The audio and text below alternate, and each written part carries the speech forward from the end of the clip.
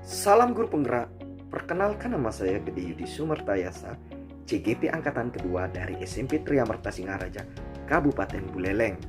Salah satu tugas seorang pemimpin adalah mengambil sebuah keputusan. Keputusan yang diambil hendaknya telah mempertimbangkan dari berbagai aspek dan berbagai sudut pandang.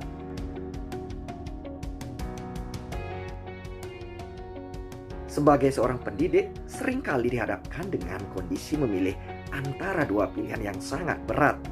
Kita sebagai guru, sebagai seorang pemimpin pembelajaran, diharapkan dapat mengambil keputusan-keputusan yang tepat dan benar, serta tidak memihak pada salah satu dari suatu masalah yang sedang dihadapi. Seorang pendidik harus bisa melihat bagaimana persoalan tersebut, apakah merupakan dilema etika ataukah merupakan rujukan moral.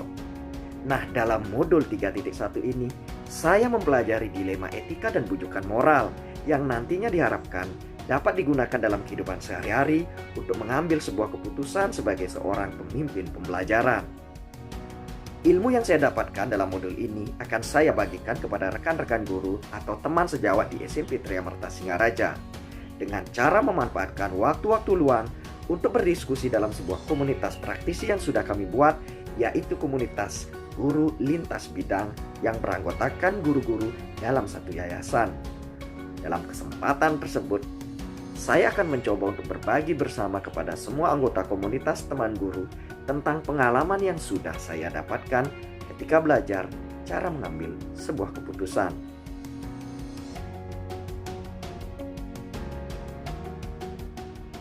Sebagai pemimpin pembelajaran dalam pengambilan suatu keputusan tidak akan luput dari dilema etika atau kebujukan moral. Dalam hal ini yang harus kita perhatikan adalah apakah kasus tersebut termasuk dilema etika atau bujukan moral. Dan untuk mengetahuinya, kita dapat melakukan langkah awal untuk identifikasi masalah agar bisa diketahui bahwa kasus yang dihadapi adalah benar dilema etika ataukah bujukan moral. Apabila masuk dalam kategori kasus dilema etika, maka ada beberapa hal yang perlu kita lakukan untuk mengambil sebuah keputusan. Kita harus memperhatikan 4 paradigma, 3 prinsip, dan 9 langkah-langkah dalam pengambilan keputusan.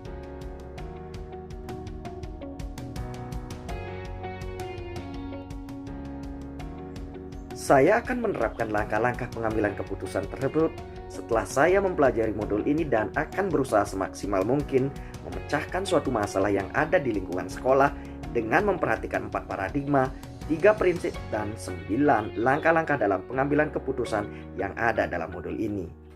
Jadi mulai saya mendapatkan ilmu ini, maka saya akan mencoba mempraktikkan dengan kondisi kehidupan sehari-hari yang saya jalani, baik di lingkungan sekolah maupun di lingkungan masyarakat.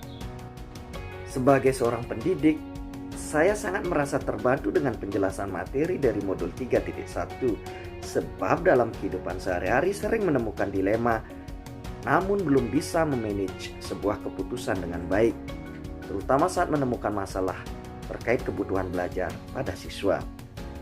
Melalui semua materi yang telah dipelajari dari modul ini, sudah seharusnya memberikan keputusan yang bersifat positif sehingga membuat orang-orang di lingkungan saya merasa nyaman dan tenang.